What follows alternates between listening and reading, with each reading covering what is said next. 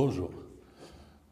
Donc on reprend pour lire le texte qui sont sur les diapos, parce que le thème lui-même, on en a discuté dans la séance précédente, juste pour recadrer le discours. Donc les droits de l'homme, on avait dit que c'était créé justement pour mettre une barrière entre les individus et l'État, parce que l'État s'était révélé, à l'époque déjà, on pouvait voir qu'il peut être, qu'il peut devenir, qu'il allait devenir omnipuissant, et donc les individus allaient être petits vis-à-vis, face à lui. D'autant plus qu'on a parlé de cette séparation par la notion de la souveraineté, comme on a séparé l'État du souverain et des individus, du public. Donc le risque de dérive possible advenu souvent, et je parle là de l'orientation dictatoriale qui est, comme on l'a expliqué, attachée à l'homme, fait partie de l'homme. C'est les institutions, elles peuvent être ce qu'elles peuvent être, l'homme il peut les mener comme un attelage, soit vers le bon côté, soit vers le mauvais côté. Et donc, il fallait faire attention à cette possibilité, à ces possibilités, les possibles. Donc, elle est devenue souvent parce que, on a eu l'exemple de Napoléon et d'autres exemples, juste après les révolutions fondatrices de l'État moderne, mais après aussi, plus tard, ça a donné des dictatures, au sein même aux sorties de la démocratie. Donc de l'État ainsi constitué n'a pas échappé aux juristes la dérive. En effet, l'autonomie de l'État souverain qui s'articule désormais sur et par la notion de personnalité juridique publique faisait trop référence au Léviathan de Hobbes. Il fallait s'en méfier. Et ce sont les adeptes du droit naturel. On avait eu l'occasion de dire que le droit naturel est issu de la civilisation grecque, des intellectuels grecs, mais il avait ses limites, puisqu'il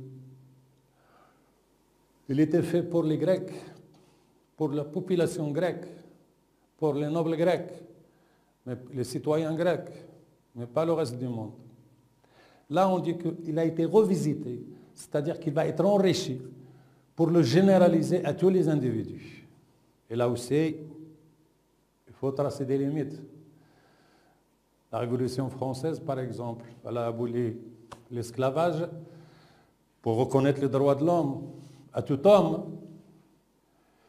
Et il s'est avéré qu'on avait encore besoin de la main-d'œuvre des esclaves, et on a rétabli l'esclavage pour repartir beaucoup plus tard vers la libération. Cela dit, un siècle plus tard, la colonisation était pire que l'esclavage, sans parler de toutes les misères qui ont accompagné les guerres, la Première Guerre mondiale, la Deuxième. Donc remanier à la lumière de ce siècle qui vont monter au créneau pour en limiter le pouvoir, c'est-à-dire limiter le pouvoir de l'État et son autorité. Le thème constant et le plus précis à l'époque, en réaffirmant l'existence d'une sphère individuelle, c'est-à-dire quelque chose, il délimite un ensemble de droits attachés à l'individu. Une sphère individuelle, c'est-à-dire attachée à chaque individu, qui sont imprescriptibles, ces droits. Autrement dit, cette sphère, elle continue dans le temps. Elle continue dans le temps et dans l'espace. Et donc, elle échappe au contrôle de l'État.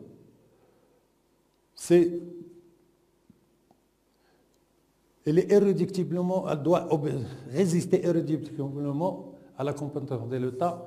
Et donc, c'est la première formulation des droits de l'homme, avec l'exception d'aujourd'hui.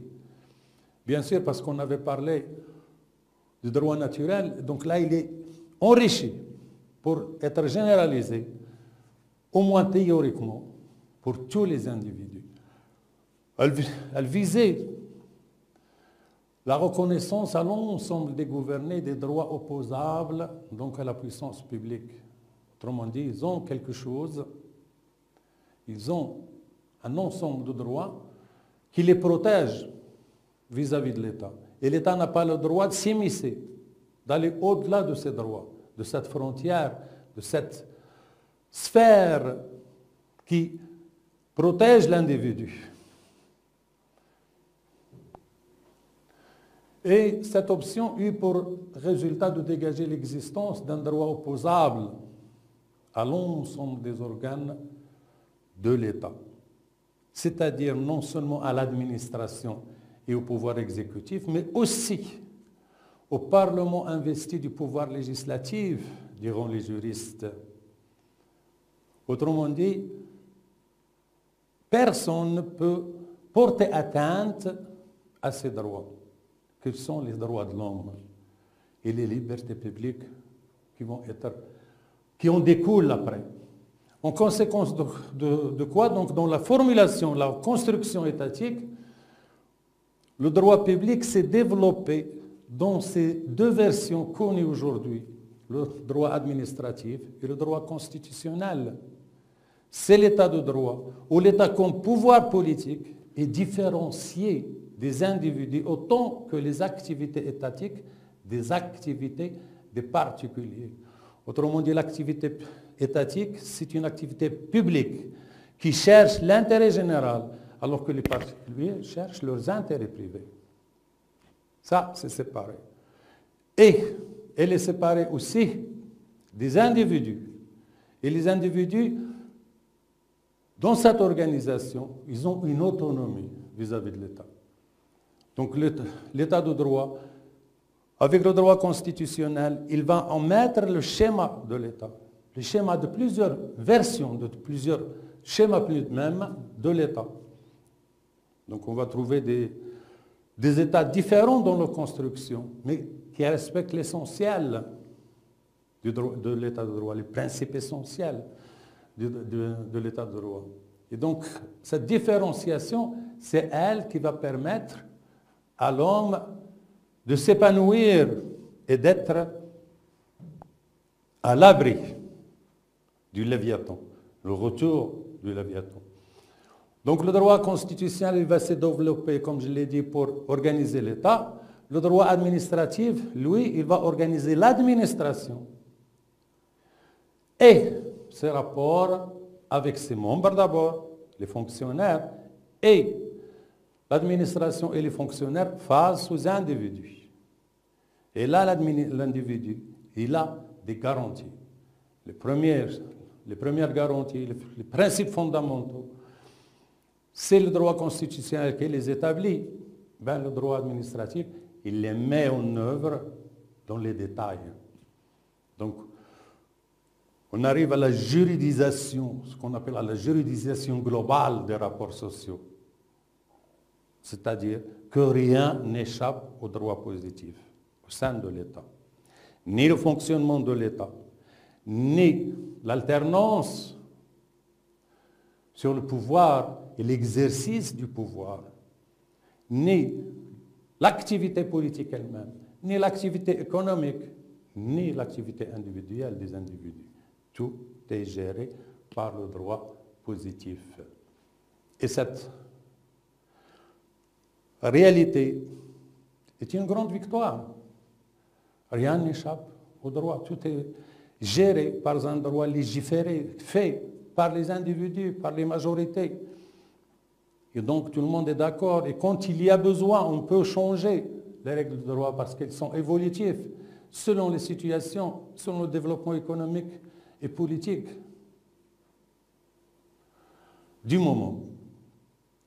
Donc le droit constitutionnel organise, ou plutôt le droit international public qui s'est développé dans le droit public, parce qu'il y a le droit constitutionnel, le droit administratif, c'est le droit public comme on l'a signifié, et le droit international public aussi, il est dans cette catégorie. Il organise, lui, les relations entre les États, Et le droit international privé, lui, réglemente, gère les rapports entre les personnes de nationalités différentes. Le premier entre les États, c'est quelques coutumes, mais aussi des traités multilatéraux, bilatéraux. C'est elles qui engagent les États vis-à-vis des autres États.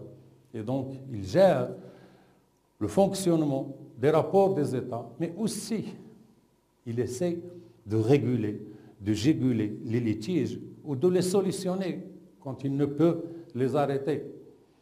Le droit public, le droit international privé, lui, comme je l'ai dit, s'occupe des individus de différentes nationalités.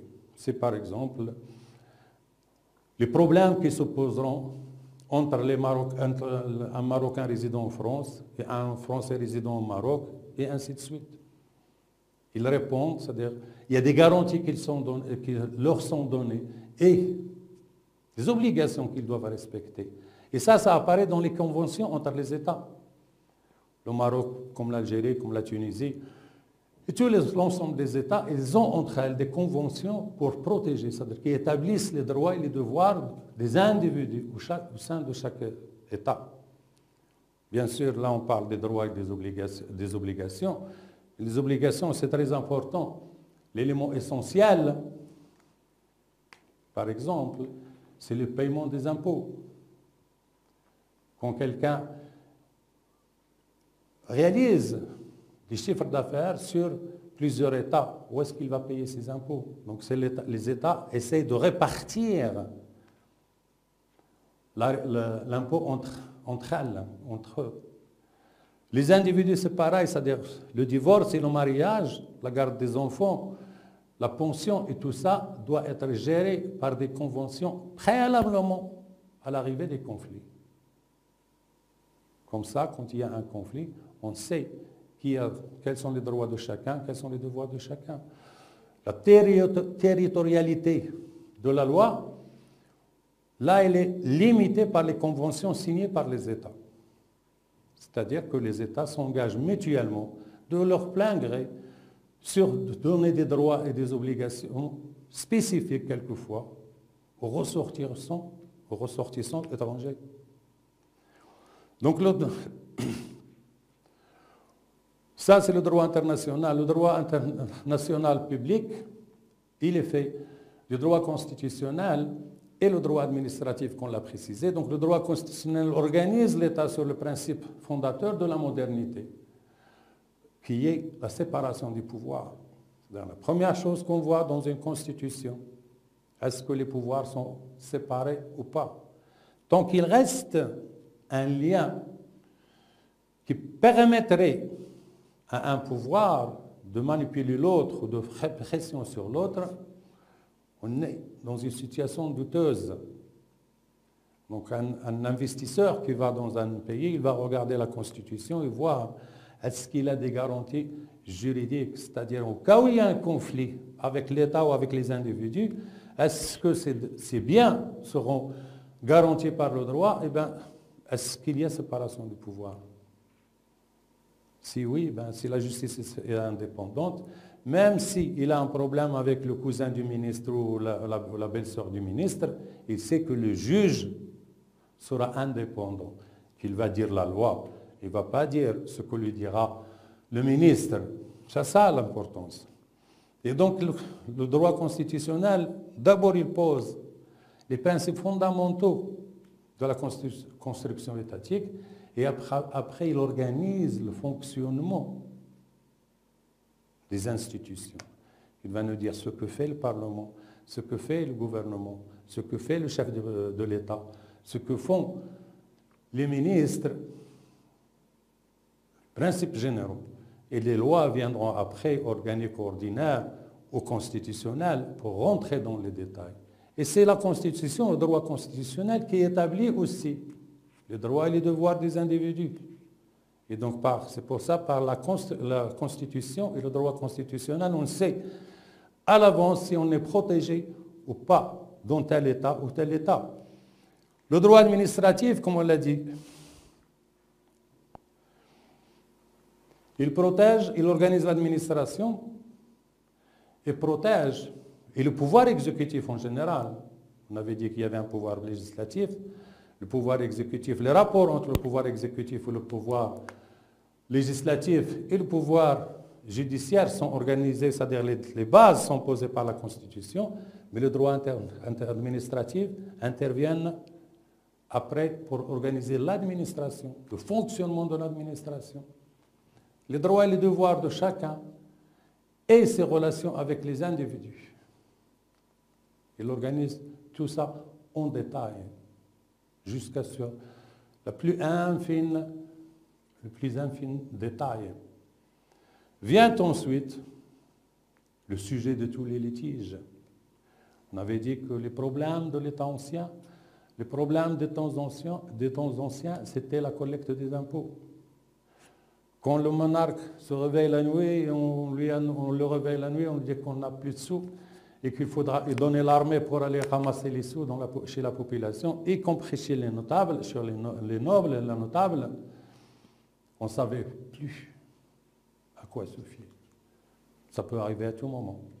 La réclamation d'un dû, des impôts, parce que le monarque en a besoin, parce qu'il y a une guerre qui s'est éclatée quelque part, ou parce qu'il y a des pertes sur tel ou tel sujet. Alors là,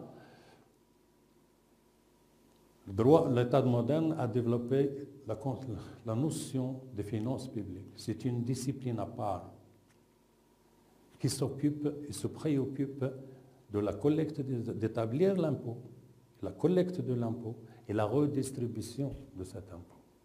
Autrement dit, comment on ramasse l'argent dû à l'État et comment l'État va investir cet argent dans le fonctionnement et l'investissement de l'État dans l'avenir, dans le réel, le présent et dans l'avenir. Donc la collecte de l'impôt et son usage incombent désormais au droit des finances publiques. Les devoirs, eux, ne se limitent plus, ici dans l'État, c'est-à-dire à assurer la paix et la sécurité, comme disait Hobbes, l'objet du débat initial. La paix et la sécurité sont supposées acquises, mais pas à tout prix, comme le voulait notre ami Hobbes. Au contraire, dans le respect de cette sphère individuelle dont on a parlé, où l'homme est libre de penser et d'agir, c'est le principe essentiel. Ni par l'éducation, ni par les ordres, l'État n'intervient pas. L'homme est libre de penser et d'agir. Et son comportement, son activité à ce niveau-là, va être développé par un corpus de droits et d'obligations qu'on appellera les libertés publiques. C'est un cours à part. Les libertés publiques touchent essentiellement à cette phase-là. Le droit administratif, donc, est venu parachever cette construction. Il établit l'organisation administrative, l'État et son fonctionnement. Il assure par le biais le respect des deux principes fondateurs de l'État moderne. On revient au droit administratif. Les deux éléments essentiels sur lesquels doit travailler et qu'il doit assurer le droit administratif, c'est le principe de l'égalité et le principe d'égalité. La connotation est proche, mais il y a une grande différence. L'égalité, c'est que toute action dans l'administration étatique doit se faire dans le respect des lois et des règlements en vigueur. L'arbitraire est désormais banni. C'est-à-dire que tout fonctionnaire, tout responsable n'agit que selon les textes qui organisent sa fonction, qui lui donnent la compétence, l'habilité d'agir et qui déterminent son intervention avec précision. Personne ne peut agir sans un texte fondateur de son action, qui légitime son action. C'est ça la légalité. Shari'a. Tout ce qui se fait en dehors des textes est illégal. Le juge administratif qui veille sur le respect des règles de droit administratif peut annuler toute action qui n'a pas un fondement juridique, qu'il soit au niveau législatif, c'est-à-dire une loi établie par une loi ou par un règlement ou des règlements. Donc c'est essentiel. La légalité domine toute la sphère, toutes les sphères de la vie en société et au sein de l'État. L'autre principe, c'est l'égalité. La première, c'est Sharia, la seconde, al-Musawat. L'administration étatique doit établir le respect de l'égalité des citoyens face aux charges, les obligations et dans les droits. Il n'y a pas, c'est-à-dire on a dépassé le stade de celui-là il est noble, celui-là il est roturier ou celui-là il est tel ou tel. Non. On est tous égaux vis-à-vis de la loi, on est tous égaux devant la loi. Et le droit administratif doit s'assurer de la mise en œuvre réelle de ce droit, de cette l'égalité entre les individus. La lutte ici est contre le clientélisme, le favoritisme des temps anciens, une pratique supposée d'anciens systèmes politiques. En fait, elle est restée toujours, même dans l'État moderne. Quand vous êtes ministre, vous ne pouvez pas vous empêcher d'aider un cousin ou une cousine ou une belle-sœur. L'essentiel, c'est que ça ne soit pas le lot de toute l'activité, l'essentiel de toute l'activité. Si tous les concours sont biaisés, si tous les recrutements sont biaisés, si tous les engagements de l'État vis-à-vis des individus, les aides, les soutiens dans l'investissement, dans la préparation des investissements, fonctionnent sur cet élément qui est le clientélisme et le favoritisme, c'est sûr on est dans un pays arriéré. On est loin de l'état de droit. Donc, si ça englobe 90% ou 80% des activités, on est en dehors de l'état de droit. On est dans un état archaïque qui ne respecte pas les libertés des citoyens. Par contre, si 80%, 90% de l'activité étatique marche dans la légalité, respecte la légalité, impose la légalité avec les juges et les fonctionnaires, ils sont conscients, alors on est dans un État moderne. Et donc la marge de 10%, 15% de favoritisme, de clientélisme, elle est supportable et pratiquement insignifiante. Parce que là, dans la première, on ne va pas chercher la compétence, on va chercher l'allégeance. Et là, quand on accepte l'allégeance, c'est-à-dire on refuse la critique, on accepte n'importe quoi de l'individu, des individus. Et donc, le système va marcher, comme on le verra de la notion du système, va marcher à l'envers, va tourner en rond. Mais si la majorité font fonctionner le système d'une façon favorable, d'une façon positive, la marge d'erreur, la marge de clientélisme et de favoritisme, c'est les partis politiques, c'est les hommes politiques, c'est les chefs de partis politiques, c'est le ministre, c'est le gouvernement. C'est-à-dire que la justice s'en mêle ou s'en mêle pas, mais il faudra que la justice s'en mêle, justement pour limiter les dégâts, pour que ça reste enfermé dans une zone minimum, le minimum requis, acceptable, à savoir 10, 15%, 5%. Plus la justice est veillante, plus cet écart se rétrécit. Mais ça n'entache pas l'État d'une façon catastrophique. Non, l'État peut survivre, peut se développer avec cette marge d'erreur, qu'on peut dire marge d'erreur. Mais l'essentiel doit être géré selon le droit, selon l'égalité et le principe de l'égalité. Al-Musawat ou Sharia. Sinon, on est loin, loin, loin de l'État moderne. Donc le clientélisme, avant c'était la cour, c'était les notables, maintenant c'est les chefs de parti, c'est les hommes, le soutien des hommes politiques et ainsi de suite. Mais il faut à tout prix que ça soit restreint, que le juge, le pouvoir judiciaire essaye de contrôler, de mettre des délignateurs pour empêcher la propagation le développement de ces pratiques. Au contraire, elles doivent rétrécir au fur et à mesure. Donc, la règle de droit, comme l'institution, bien sûr, se révéleront vite manipulables. C'est-à-dire qu'on a fait les dessins, on a tracé le schéma de l'État moderne, l'essentiel du politique.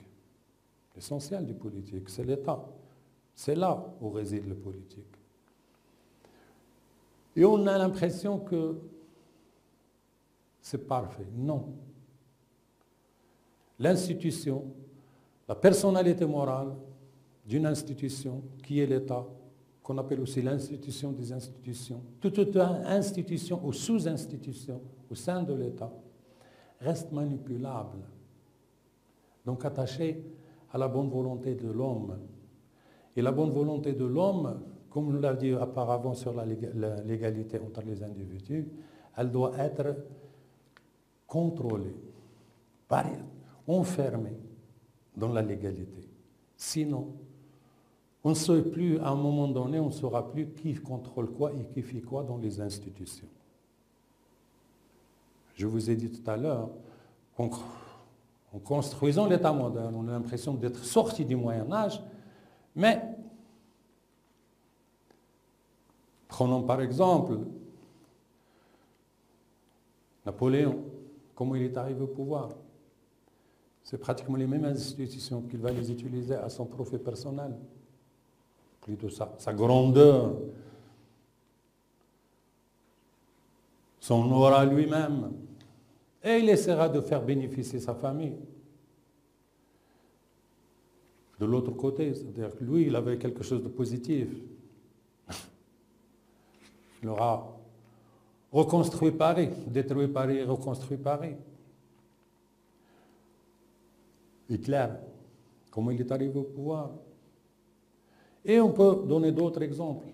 C'est-à-dire qu'on arrive, en respectant les règles du jeu politique, selon la légalité, au pouvoir, et après on se retourne contre les règles de droit, et on essaie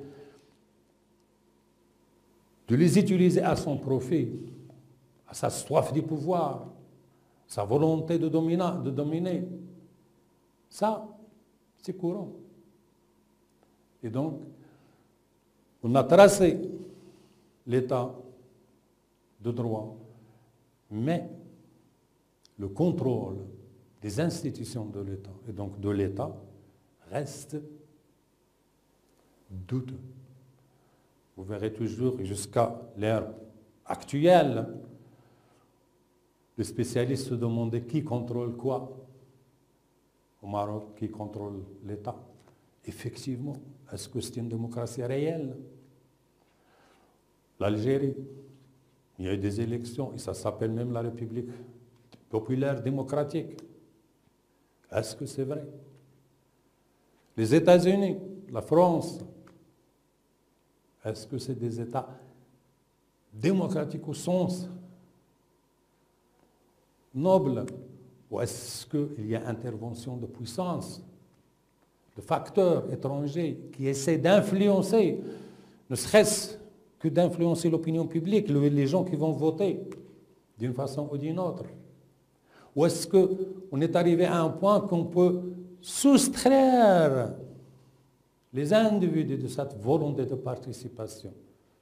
On verra ça avec un peu plus de détails plus loin, quand on parlera des partis politiques et des lobbyistes et leur intervention au sein des systèmes politiques et de l'organisation étatique. Donc, on n'est pas dans un schéma fixe et définitif, c'est ce qu'il faut savoir, loin de là. Les penseurs évoqués auparavant n'avaient pas tous tort et n'avaient pas tous raison. Chacun, il a contribué par une vérité au moins. Chacun, il avait quelque chose de vrai dans ce qu'il disait. Mais tout ce qu'il disait n'était pas vrai. Quelque chose seulement. Car dans le meilleur des mondes, dans le meilleur des systèmes politiques, la nature humaine sera toujours déterminante. Autrement dit, l'individu. Et on a eu l'occasion d'en parler et d'insister. Pour finir le chapitre, je dirais qu'avec les bons, il fera bon vivre. Avec les mauvais, il faut s'attendre au pire. Les institutions, il faut les protéger. Il faut les renforcer. Et pour ça, il faut participer. Il faut suivre et étudier l'évolution des institutions, mais aussi parallèlement des mentalités, les comportements des individus. Donc, vous voyez, c'est-à-dire la sociologie, la psychologie viennent à l'aide. La science politique doit leur demander leur soutien et elles viendront à l'aide de l'État parce que l'homme lui-même, avec toute la raison qu'il peut avoir, il a aussi l'affect, il a les sentiments. Et il est dédoublé par le bien et le mal. Et à cause de ça, il peut soit nous donner des surprises merveilleuses, soit nous donner des catastrophes. Mais comme je le dis souvent, il y a du bon et du mauvais en tout et chacun. Et la lutte donc pour l'état idéal va perdurer. C'est-à-dire qu'on n'a pas fini de construire l'état. On a fait un schéma. On s'est mis d'accord sur certains éléments, sur les principes. Et après, c'est une évolution dans le temps. Le temps n'est pas ça, ça ne s'arrête pas. On avait eu l'occasion de parler de Marx qui disait on arrive à un stade, l'état du prolétariat, et c'est la fin de l'histoire. Ben voyons. C'est la fin du prolétariat, oui. Parce qu'avec le développement des moyens de production, la robotique, on n'a plus besoin de voyer. Même dans les ouvriers agricoles, ils sont saisonniers. C'est la machine qui font tout. Donc vous voyez. Donc il faut relativiser et l'importance des institutions et le rôle des individus. Et toujours essayer de soutenir, d'aider, de développer les institutions, de les enrichir et d'encadrer l'homme. Avec le temps qui passe, avec le temps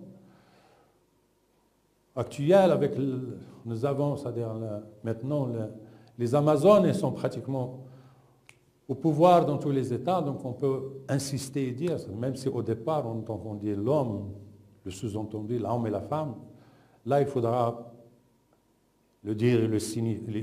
Il faudra maintenir à l'œil, il faudra encadrer l'homme et la femme. Jamais confiance.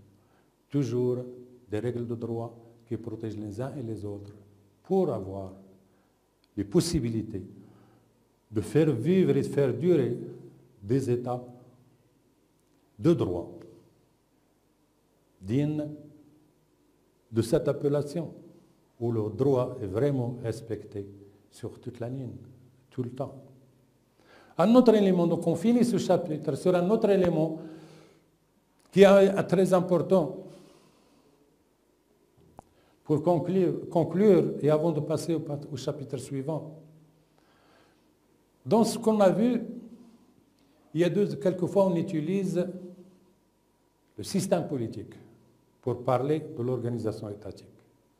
Et quelquefois, on utilise la notion de régime politique. On parle tantôt donc de système politique, tantôt de régime politique, ce n'est pas la même chose toujours. Il y a toujours une arrière-pensée qui permet de dire d'un État que c'est un système politique, d'un autre État c'est un régime politique. Mais en fait, c'est un développement qui n'est pas rationnel. Au départ, le système appréhende, la notion de système appréhende l'organisation institutionnelle de l'État, y compris le statut de chaque institution, son rôle et son interaction avec les autres institutions. Étudier le système politique d'un État, c'est l'emboîtement du système et les sous-systèmes. C'est-à-dire le système marocain, par exemple, le rôle de la monarchie, le rôle du gouvernement, du chef du gouvernement, le rôle du Parlement, le rôle de la Chambre des conseillers et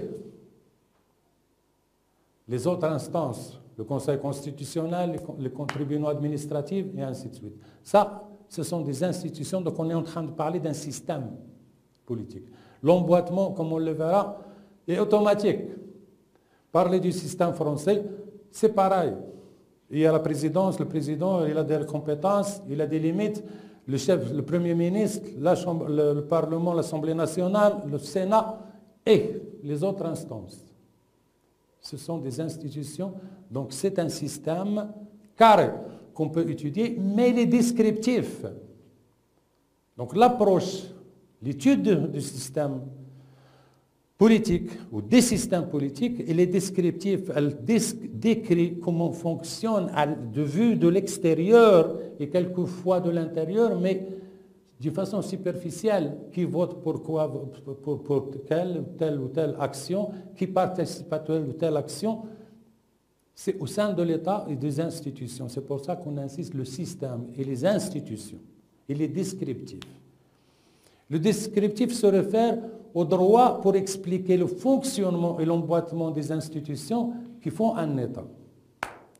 Et comme toute description, l'approche reste extérieure au jeu des forces socio-économiques qui animent un État, un pays. Donc, le système marocain, comme on dit, il y a la monarchie, il y a le Parlement, il y a le chef du gouvernement. Le système français, il y a le président, il y a le Premier ministre. Chacun, il a un ensemble de prérogatives ou de compétences, et il y a le Parlement et le Sénat, et ainsi de suite.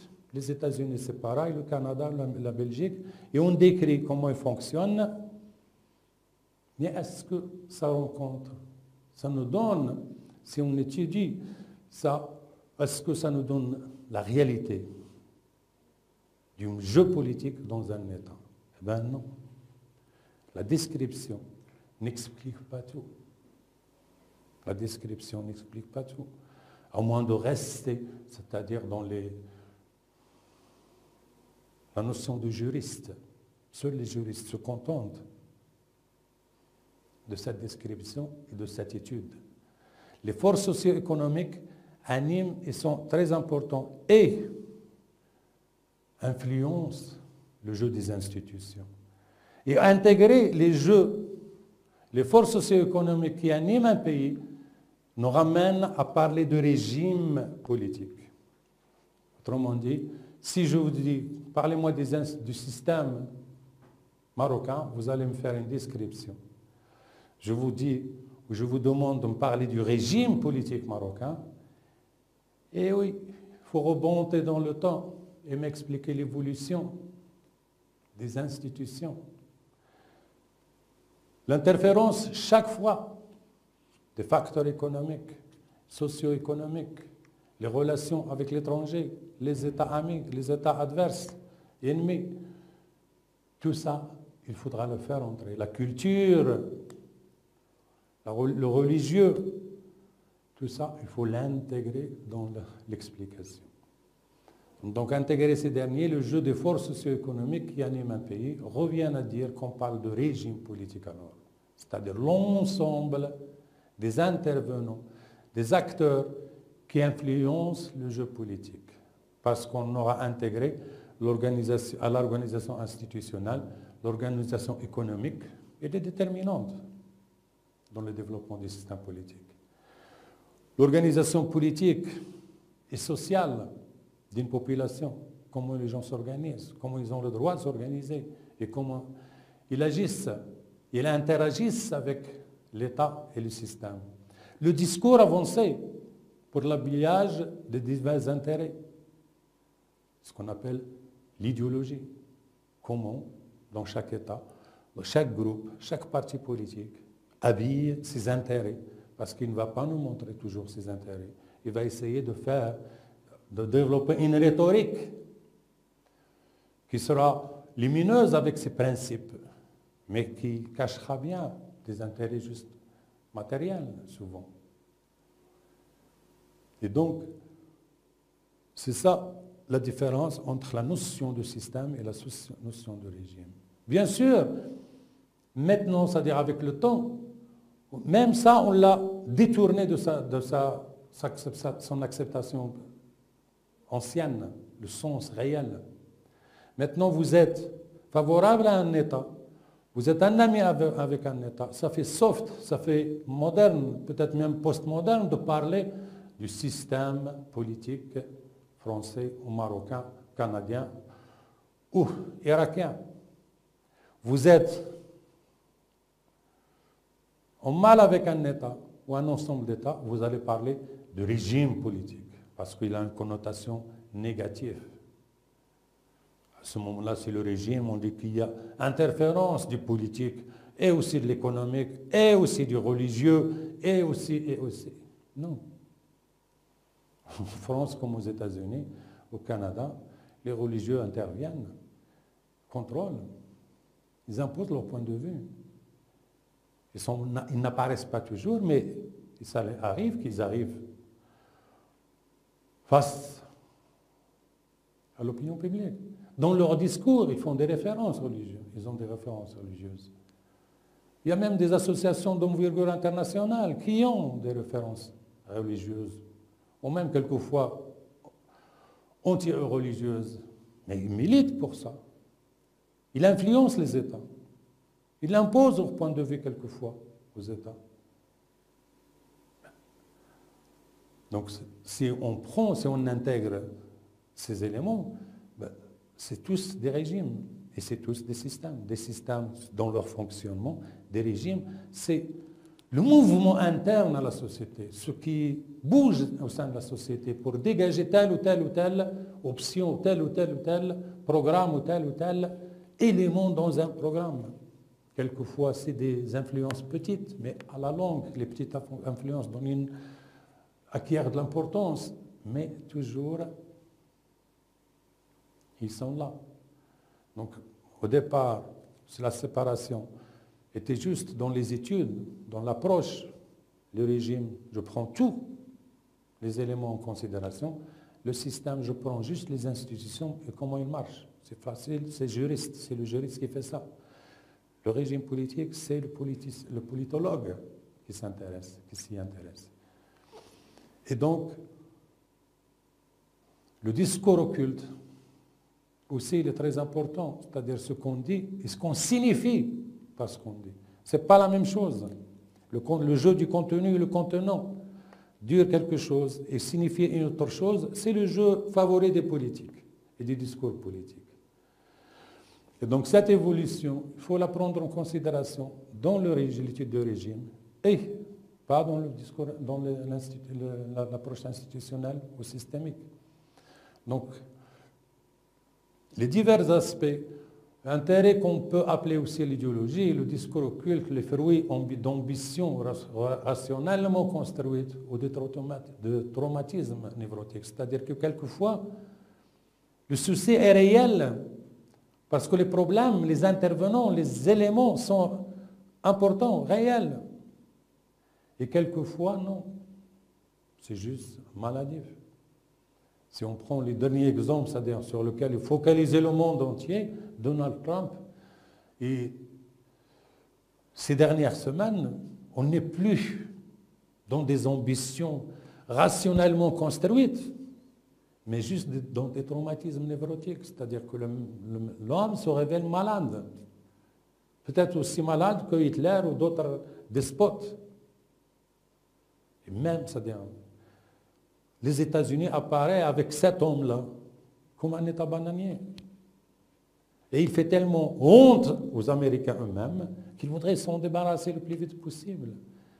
Cacher cette possibilité que les gens avaient ignorée, à savoir que les meilleures institutions, le meilleur système peut être se rétrograder, et revenir en arrière jusqu'à un système pourri, un système archaïque. Ça rappelle toujours, c'est-à-dire ces derniers temps, ces derniers jours, vous entendez les gens, les médias, les commentateurs parler de la chute de Rome, l'Empire romain, en parlant des États-Unis. Donc vous voyez, c'est ça. Quelquefois les ambitions, le rôle de l'individu, même, c'est-à-dire avec son idéologie, son activité et tout, c'est rationnellement construit. Il pense et c'est raisonnable, c'est-à-dire il peut convaincre et son opinion, son public et les individus alentour, les autres États. Et quelquefois, non, c'est des traumatismes névrotiques, c'est-à-dire c'est maladif. Ça fait peur à tout le monde. Et ce sont ces gens-là, ces individus-là, qui constituent le risque, advenu souvent, on l'avait dit, de ramener un État initialement démocratique à une dictature. Et donc, tout l'enjeu est là. Les institutions sont là. L'État, comme on l'a décrit, est arrivé. Il est conçu, mais ce n'est pas fini. La construction n'est pas finie. Il faut toujours soigner cette construction, développer cette construction. On en parlera un peu plus en parlant des systèmes, des divers systèmes politiques. Ça, c'était l'essentiel de cette introduction. C'est le premier chapitre qui est plutôt tourné vers le théorique. Donc, il est un peu prenant, on pourrait dire même barbant, mais plutôt après, ça deviendra plus cool parce qu'on ne parlera de système politique. On n'essaiera pas de rentrer dans la notion de régime politique. Merci de votre attention